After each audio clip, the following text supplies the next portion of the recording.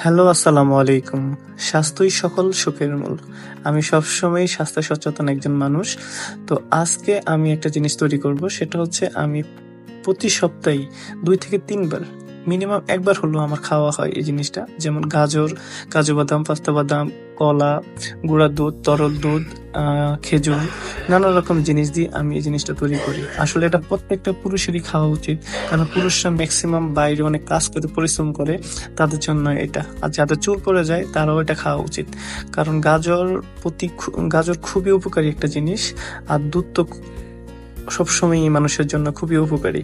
তো আমি সবসময় এই জিনিসটা তৈরি করি, একসাথে তৈরি করে মিল্কশেক তৈরি করি আমি। যাতে করে আমার চুল পড়া রোধ হয় এবং শাড়ির স্ট্রেংথ যেটা পাওয়া সেটার জন্য ঠিকঠাক মতো পাই। তাছাড়া আমি প্রতি বছরই প্রায় ১ থেকে ২ মণ আমি গাজর খাওয়া হয় আমার। তাহলে চুল পড়া বন্ধ হয় আর শরীরের স্ট্রেংথ ভালো পাওয়া যায়। এই জিনিসটা খুবই উপকারী, প্রত্যেকটা মানুষের জানা উচিত। তারপর আমি সেখান থেকে তৈরি করে ফেললাম মিল্কশেকটা। খুবই উপকারী এবং হেলদি। আপনারা খেয়ে দেখতে পারেন বা বাসায় তৈরি করে খেতে পারেন। খুবই মজাদার এবং সুস্বাদু। আমি মিষ্টি প্রেমী মানুষ, তাই একটু চিনি মিক্স করে নিলাম। অসম্ভব ভালো হয়েছে, আমি মুখে দিয়ে দেখলাম। আপনারা চাইলে বাসায় বানিয়ে এভাবে খেতে পারেন। ধন্যবাদ। আসসালামু আলাইকুম।